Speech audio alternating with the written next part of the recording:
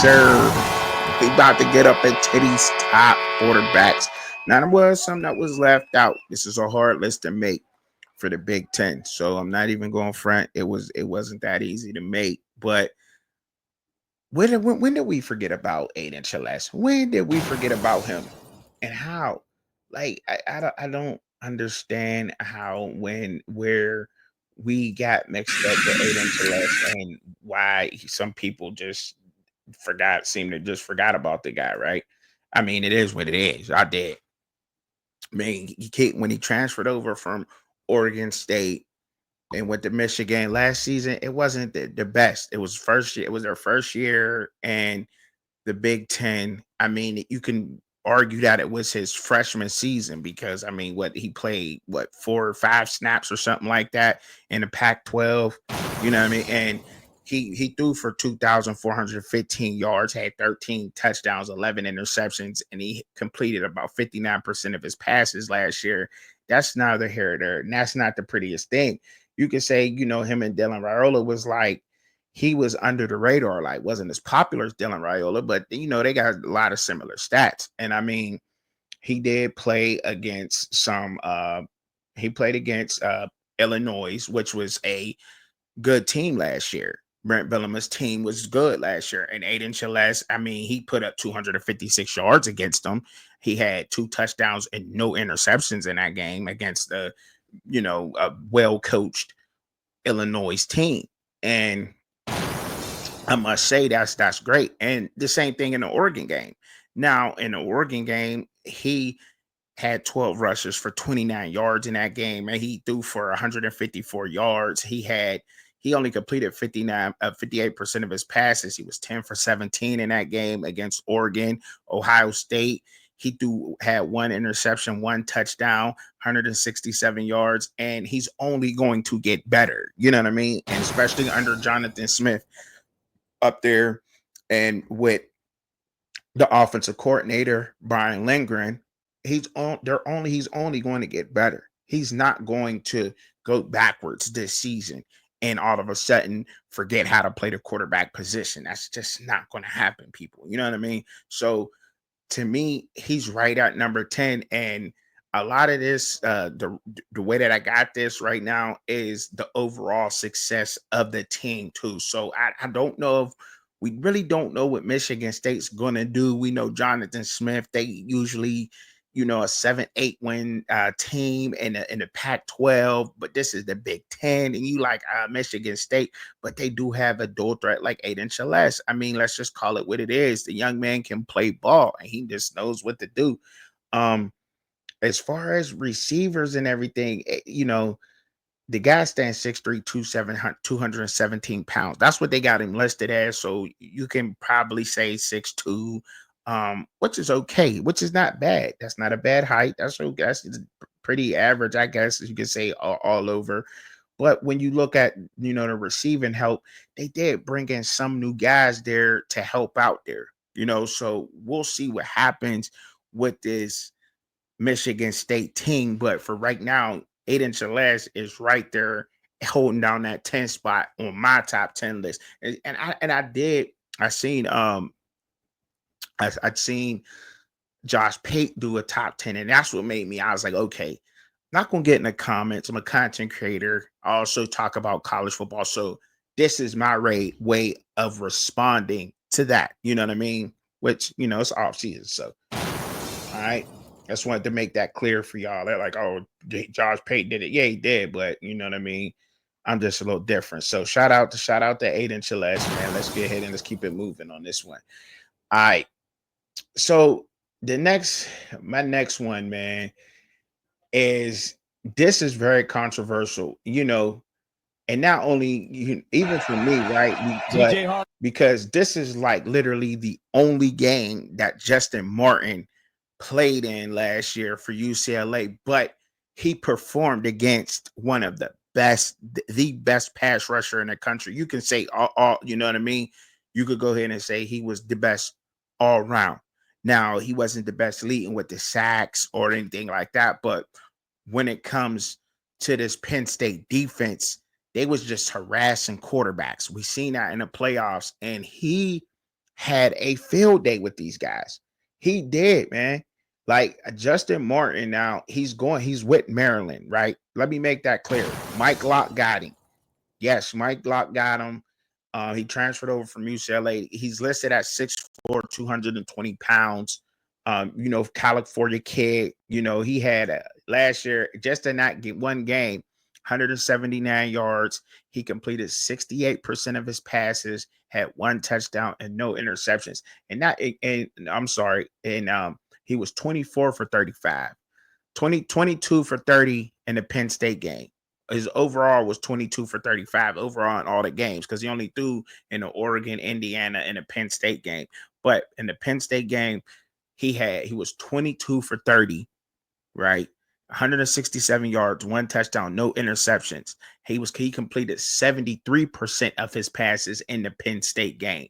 So that's amazing. You know what I mean? That's amazing.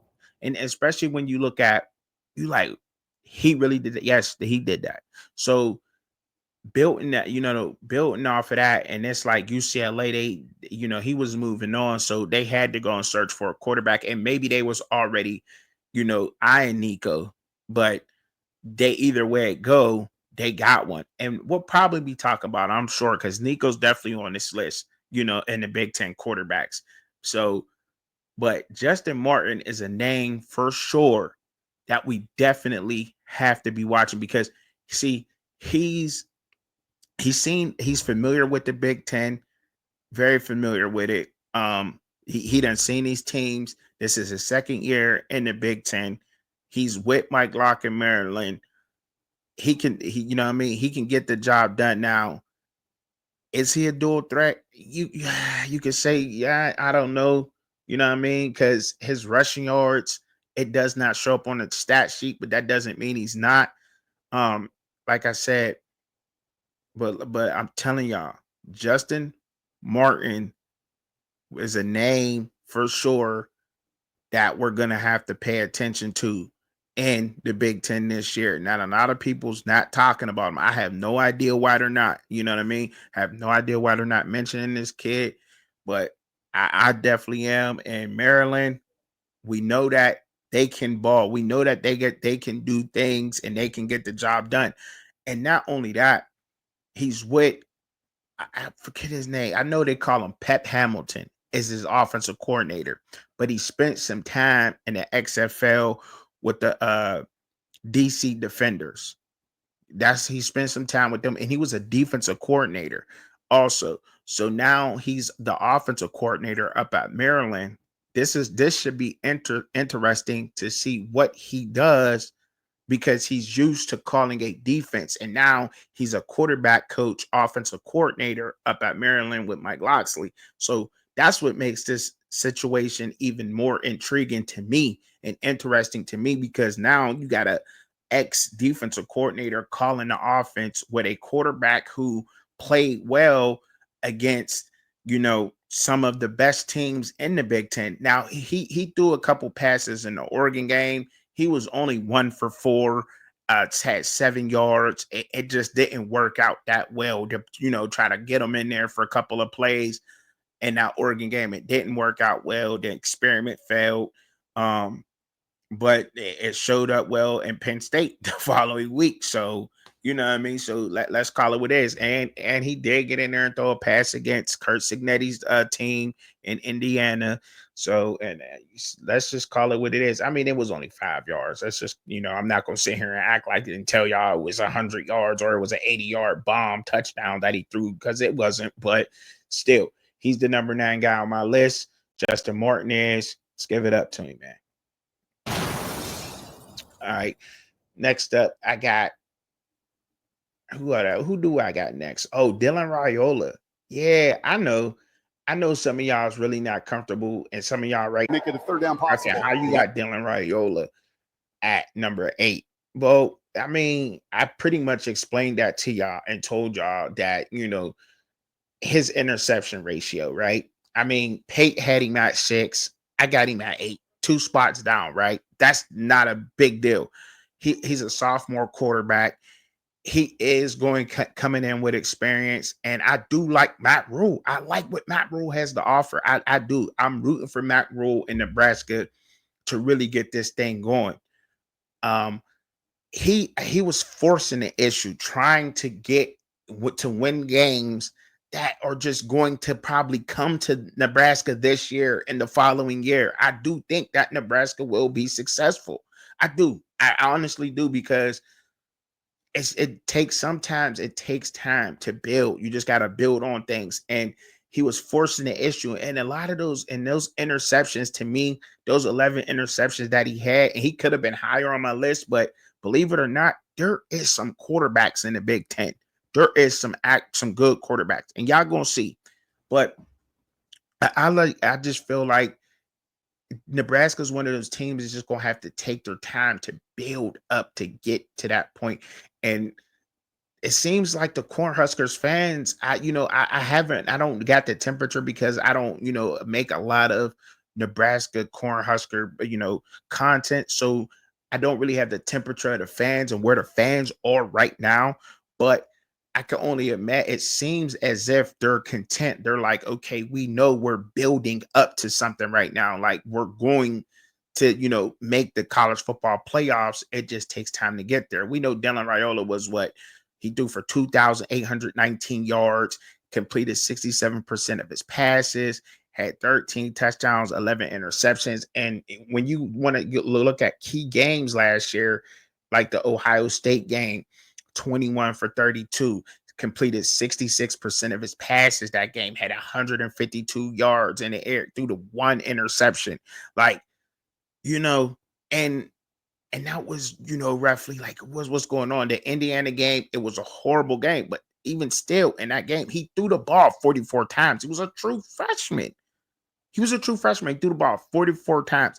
And that team was full of veterans. Now, let's not forget what he did to Illinois. We cannot forget that.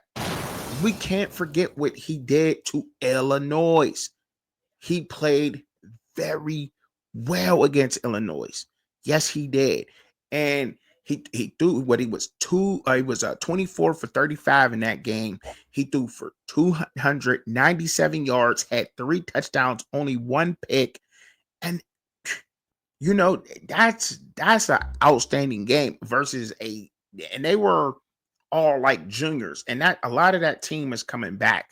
That Illinois team, what a veteran quarterback that can easily been on this list, but he's not. And I know y'all about to be like, why? That's crazy. But I think he's more of a system guy over there at Illinois. I want to, give y'all a little bit of quarterbacks in it and mix it up a little bit, and not just give y'all the obvious. You know what I mean? Like, I could just give y'all all the obvious quarterbacks. I mix it up a little bit at the 10 or 8. But Dylan Raiola, man, and we talk about the Ohio State game. Iowa, they played tough defense. That very tough defense. Wisconsin, that's like a rivalry game right there. He threw for 293 in a Wisconsin game, 190 on Iowa. Didn't turn the ball over in either of those games. He started forcing the ball in the SC game. He forced the ball. He had a great game going in the SC game. He slipped off a little bit early with the interceptions, but the one thing is the resilience with him and the competitiveness that you see with him.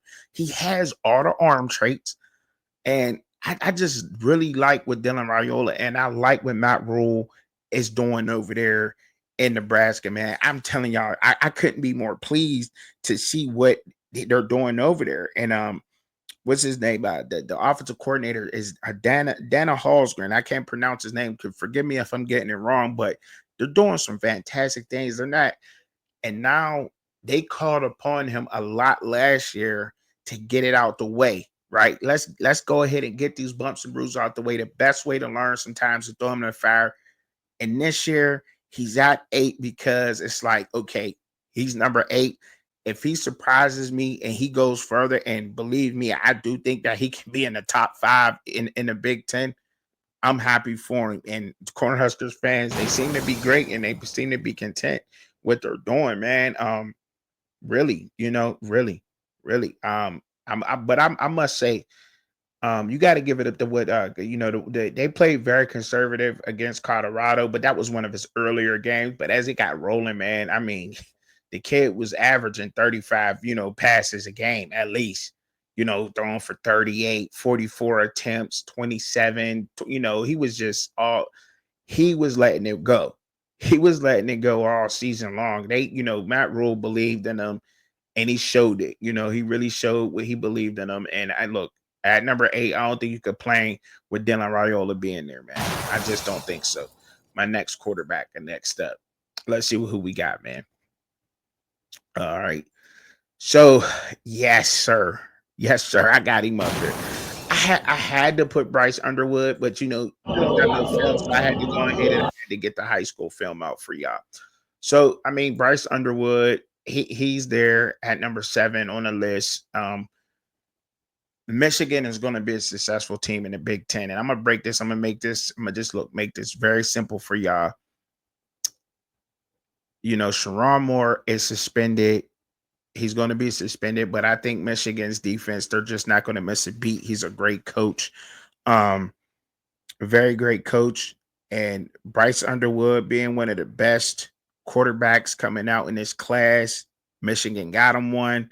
Chip Lindsey over there, offensive coordinator. I'm excited to see what's going on over there. With Michigan, they got Anthony Simpson in. He transferred in. Donovan McCulley transferred in.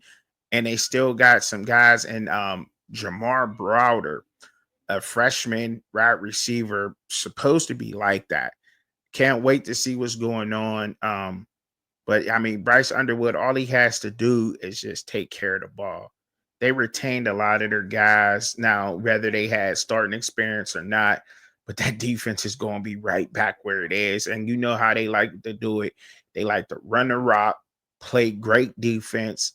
He's not asked to do a lot, not offense, but Bryce Underwood is and can rip the ball, as you just seen in those highlights. He can get the job done. Believe it or not, the young man, he's great at what he does. Believe that. You know what I mean? Just in case you didn't know his how tall he is, they got him listed at 6'4", 208 pounds. Only could get bigger. But that's where he lands at on my list, number 7. All right. Yeah, I don't think I could argue with that one. Now, this right here, now I could have easily put him up higher. Fernando Mendoza. I love Fernando Mendoza, man. He to me, I think he was like with the number 4 or number 5 ranked quarterback in the portal or something like that in the transfer portal this year. Kurt Signetti wound up getting him to Indiana. He had Curtis Rourke from Miami of Ohio last year, but now he got Fernando Mendoza from Cal. Fernando Mendoza, he's a problem. He's a problem. He can throw the ball. I think he's athletically underrated because he got escapability. But as you can see here, the arm traits, it's there, bro. You know what I mean? It's there. He, there might have been some bigger names, and I think sometimes that this new way of looking at college football is like a lot of the big names get picked up, and popularity goes sometimes over talent for get ranks higher over talent. And I don't know if that's to be true. That's just me speculating a little bit, but that's just the way I feel about some things, because when you look at somebody who's a pure passer of the ball, Fernando Mendoza gives me Aaron Rodgers-esque, vibes. 6'5", 225. He threw for 3,000 yards last year in the ACC, a very good ACC, I must add. He completed about 69% of his passes, had 16 touchdowns, 6 interceptions. And some key notable games that you want to look at is the Syracuse game. He was 22 for 34 in that game, completed 65% of his passes, had 225 yards. He had a touchdown. He had 2 interceptions in that game. Sometimes he gets a little gun-ho, and that's but in that game. But he was trying to force it, trying to get back and trying to get a win. They found themselves down a lot.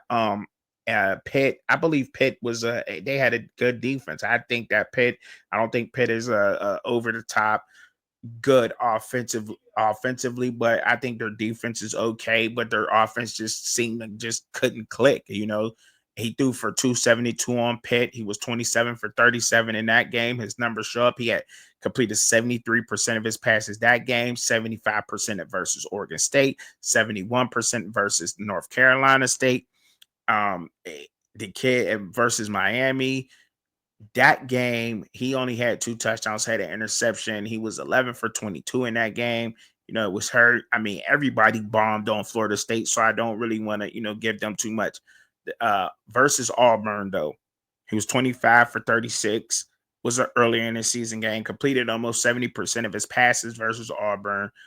Even though Auburn wasn't one of the, but they're, trying to give y'all, that's the middle of the pack SEC team. So that's a high level ACC, maybe, high level Big 12, you know what I mean? Um, so and he had 2 touchdowns, no interceptions that game. The guy could spin it. The guy could spin the ball. He just can't. And if you're playing zone on him, he's going to eat it up. Kurt Signetti got him. Mike Shanahan's the offensive coordinator over there. Again, this is year 2. They got a lot of veterans coming back. A lot of the team is coming back, and you know, Elijah Surratt, probably, and Omar Cooper. This team is going to be good again. I don't know if they caught lightning in a bottle, but they have to prove it to me that they didn't. But I do think that this team can get the job done. With Fernando Mendoza leading the team at quarterback. He's definitely on the list, and he can being right there at, I think, what do we got him at, y'all? We got him at number 6. Number 6 is where we got Fernando Mendoza, I believe. But that's where I got him at. I think that's fair. Y'all let me know what y'all think about it. That's where I got him at. Moving on to the next guy. That's right. Jaden Mavia, man. I think SC, look, SC we think can help us. And got man, and now you can easily sit here and say, like, oh yeah, SC, they're probably, I don't know if Jaden Mavia could get the job done. I think he can. I liked him when he was at UNLV before he came over. He had 1,201 yards last year, completed 59% of his passes overall, 11 touchdowns, 6 interceptions. That's not the best, but I do think that Lincoln Riley's the quarterback whisperer, right? He just is. He really is. I don't know what he does and how he gets it done, but he just is. When they was in over there at UNLV, when the Mount West, he threw for 3,000. He broke 3,000 in the season. But some notable games that he showed out in, and granted, I mean, Texas A&M, 4 touchdowns, 3 interceptions in that game, but he had 295 yards that game.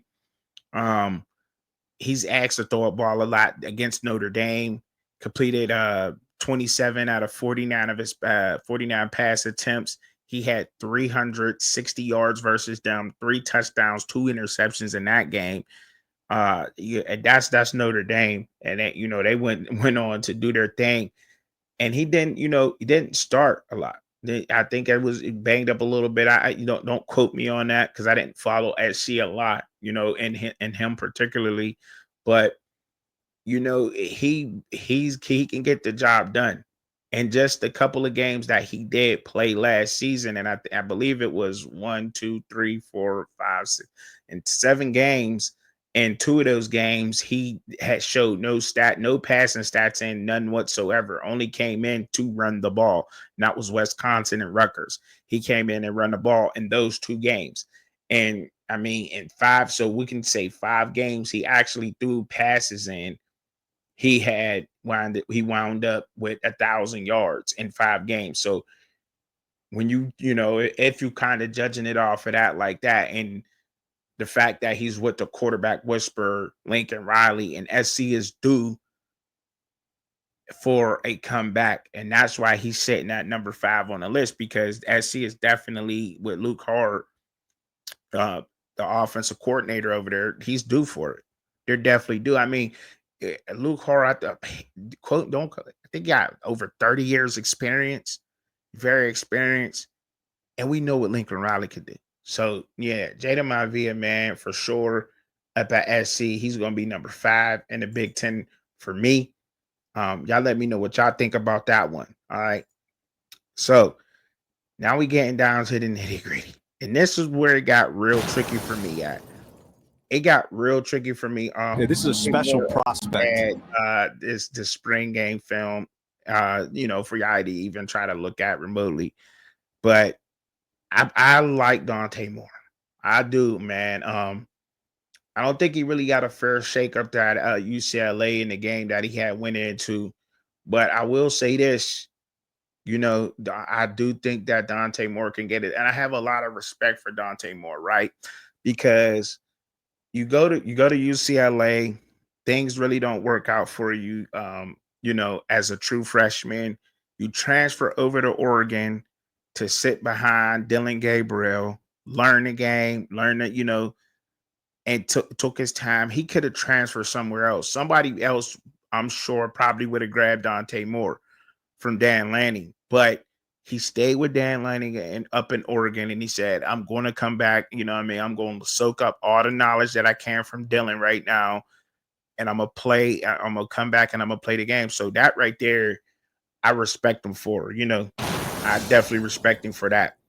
6'3", 210 from Detroit, and we only got to see little flashes of him last season, right? But we really don't see what he can do. But I definitely believe in what they're going to put together. Will Stein, the offensive coordinator over there at Oregon, with Dan Lanning, I know they're going to put it together to his strengths, and he can run and he can pass. So yeah, most definitely he was going to be in the top 5 for me. And Oregon's overall success is going to have him, on top. So let's see where he can get. Let's see where he can get to.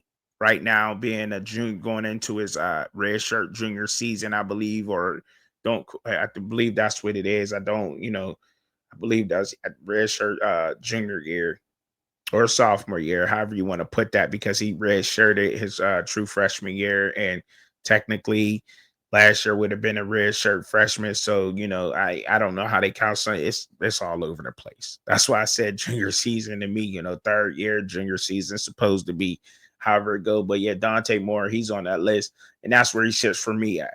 All right, let's go to the next guy. Yeah, Julian Sand, man. Really no film on him. And yeah, he ain't prove a lot. But look, I gotta agree with Pate with this one. Like, when I looked at a bunch of his film from high school, like, yo, he's really got it. He really has it, man. Like Julian Sand really has it. And I know like he's like number 3, and you like, but you got him at number 3, and that's why though. The only reason why I don't, I couldn't really put him above that number 3 is because of that. And let me be honest with y'all, him being number 3 is a lot to do with Ohio State's overall success. What they're gonna have, when you got Jeremiah Smith and the receivers that you have over there. I mean, come on, like let's just call it what it is. You know what I mean? Like, come on, man. You got Jeremiah Smith, Cornell Tate, Brandon Innes, the true freshman Quincy Porter, another true freshman wide receiver that's supposed to be like that coming in. They got so much depth at the wide receiver position and they're in some good receivers over there at Ohio State. And that defense, I don't think this defense is going to miss a beat neither. I think they'll be right back in the college football playoffs. Um, so how much you got to do? I mean, you got James People coming back running the ball. Let's not forget about CJ Donaldson transferring over. So another nasty 1-2 punch that Ohio State got going on over there. And he just got to take care of the ball. Take care of the ball, make smart decisions, don't force anything, trust your teammates, and they're going to take off. So and not only that, but I do think if they put the game on his back, he'll get the job done because just from me watching his high school highlights, he can throw the ball. He can get the job done. Now, have we seen him on the college field do it? Not really. So that's why it's number three. Let's just call it what it is. That's why he's number three for me. All right. I mean, like I said, I can't get, my bad Buckeye fans, but that's just what it is. I mean, I could have probably jumped him up there. You said, oh, well, while saying ain't there. I mean, got Brian Hartline stepping in this year to be the offensive coordinator, Chip Kelly leaving. So let's just see what happens. All right. Let's see what happens. Let's see what happens up there at Ohio State, man. Let's see. Um, Drew Aller, man. Drew Aller, I definitely don't want to play it because for some reason I do not see any of Aller's. I don't see the thing that was but Aller, man, Aller's a beast. You see that? What?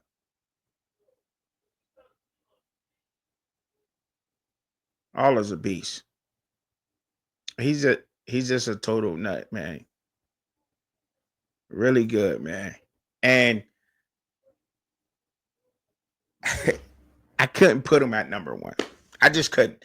I couldn't put him at number one simply because I mean, even though I made a video saying that he drafted, just because he'll be drafted high doesn't mean I have to put him at the number one quarterback in the Big Ten. He got things to prove to me. I don't want to jinx him. You know what I mean? I just don't want to jinx Aller. I told y'all what Aller has to work on and what I want to see out of him post snap and pre snap, his reads. But other than that, man, I mean, he could have easily ended up number one on the list for a lot of people. You know what I mean? For a lot, but to me, I think he got to prove that. He got to prove that he can get that job done. I mean, he threw for over 3,000 yards last season, 3,327 yards, completed 66% of his passes, 24 touchdowns, 8 interceptions, only 8 interceptions. Had Tyler Warren. I mean, Tyler Warren bailed him out a whole lot. He only had. I mean, the first time they play, they played Oregon. He threw for over 200. Minnesota 244. And when you got, let me just keep it real with y'all. He had a big game with SC, 391 yards. Kent State threw for 300. Illinois, they gave him everything he can ask for in that game. Everything. He didn't have a touchdown in Illinois game, if y'all can remember that game. He didn't have a touchdown. And when you got Allen and Singletary running the ball, there's not too much you got to do. That's why I said before in my top 5 video that he got to show me pre-snap and post-snap what he can do. He can't. He don't have room to throw. He shouldn't be throwing 8 interceptions when you got 2 backs like that. To me, you know what I mean? Like, I mean, look, can't nobody be perfect, right? Nobody can be perfect, but get those down. Get those down. You in the single digits, but you got 2 running backs who come back. This team has come back to win a national championship. No, nothing other. So I'm not telling you to give me a flawless victory in Mortal Kombat, but I want him to stay in that 5 to 6 range when it comes to interceptions. There should be no, especially him being one of the top quarterbacks that's coming out this year. This team is built to just ground pound the heck out of you. Pause. Okay, they just are. They're just meant to just pound and rock all the way down your throat, and that's just what they do. I mean, let's just call it what it is. And I mean, and some may say like, okay, Ohio State gave them everything they can ask for last year. Got to get over that game. You got to, he has to get over that hump in those games. Pre and post snap, because that's the games we're going to see him. Ryan Day's team, Ryan Day's defense, and Illinois' Brett Bielema's defense is going to scheme up something that is going to confuse the heck out of him. And I'm sure everybody else seen those films. And there's a lot of teams now in the Big Ten that's caught up, like particularly Washington. I think they're going to catch up. to the Big Ten style of play. UCLA is not far behind. They're going to be there. And pre and post snap reads matter a lot, believe it or not. So we'll see what happens. All right, we'll see what happens with that. But that's why he's at number 2 on my list. Now, who's number 1? Yeah, Nico. Fox, how many Yeah, defenders in the line? UCLA got him 1. Yes, they do. Despite whatever we want to talk about in the media, what Nico went through, it doesn't matter. It just doesn't matter. He's a proven SEC quarterback, period. Going to the Big Ten. Now, the one thing you may say is it's a little warmer in the SEC, right? You got to play a little bit of warmer teams. That cold is different, Nico. Is that, you know what I mean? That cold is different. Is that why you went back out home to Cali? You know what I mean? That cold is different. Some people may say that. That may be a little bit of effect. You don't be surprised if you hear that. But he threw for over 2,000 yards. He threw for over 2,616 yards. Completed 63% of his passes, 19 touchdowns, only 5 interceptions. 5 interceptions. And I mean, call it what you want. I mean, in the Ohio State game, he didn't throw a touchdown. He didn't. He just didn't look that great. Let's just call it what it is against Ohio State. But that Ohio State defense was crazy last year. It was. He didn't have a lot of games to where he threw over 200 yards. You know what I mean? Like the Georgia game. That was another game that he didn't have a touchdown in, but he didn't have a touchdown, but he didn't turn the ball over. You know what I mean? And that's important. He turned the ball over in the Alabama, Florida game, and NC State game. It happens. But I mean, all in all, I mean, Nico, to me, going over there, I think UCLA got him 1. And we talking pure passers. We talking about guys that could pass the ball. And he has the experience to me. And I think when you got the experience he had versus the SEC, those SEC teams like Alabama, Florida, even Arkansas's defense, any SEC, Oklahoma's defense last year, I think they were very good. They had a win that, Kentucky's defense was good. He faced Kentucky last year. You face back-to-back defenses like that. That's definitely schemed up to stop you and the best that your offense has to offer. And now you end up with Deshaun Foster and UCLA started pulling it together towards the end of last season, right? And they started showing glimpses of how good they can be. And I mean, you got Nico now, so I really like to pick up. Now I will say, this list will change during the season, of course. Once we see who's stepping up and who's not. But I mean, as of right now, preseason going into the season, I would have to say him. I mean, when you got Penn State last season, Drew Aller, he's only faced Ohio State, Oregon, Michigan, right? And you may say Indiana, Indiana being there, cursing that he's putting some respect on that name, on that Hoosier name now, right? But when you look at it and you say, well, Nico, he faced those kind of teams week after week. You know what I mean? That's different. Like, that's different. And let's just call it what it is. That's different. You got look, I think it went something like Georgia. Then I think it had like Mississippi State. Then it went Kentucky, Alabama, Florida, Arkansas, Oklahoma.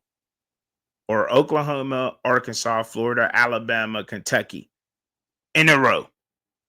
In a row. And I ain't saying the Big Ten is something to snooze at. I'm not saying that.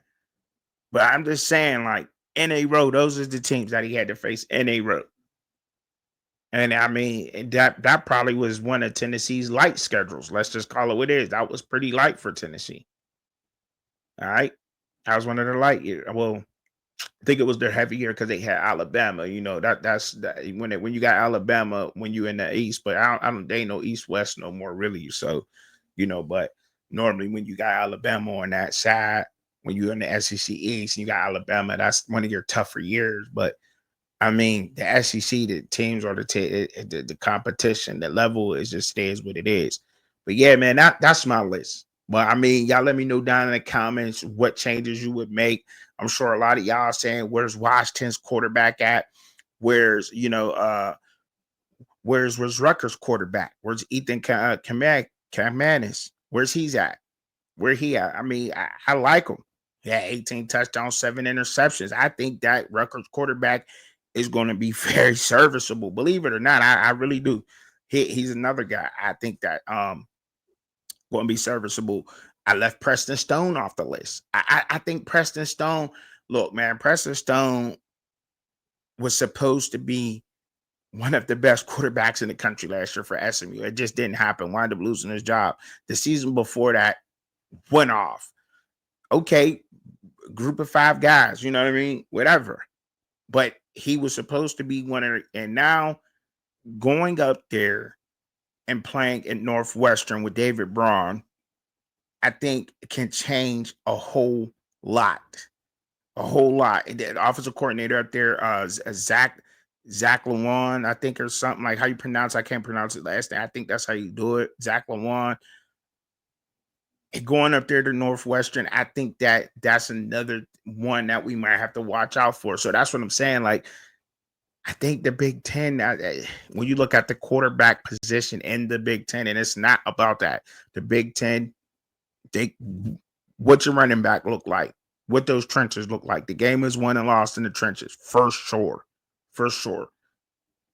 But when those trenches, when those trenches is coming to a draw, what team quarterback is going to be able to make that 20-yard or that 15-yard pass for the first down? What quarterback is going to be a serviceable guy, the guy that come in there and lead the team to victory? Because the game is won and lost in the trenches. So you got to have a passer of the ball. And I think the Big Ten has a lot of them. Not to say that SEC don't. I'll be looking into the SEC next.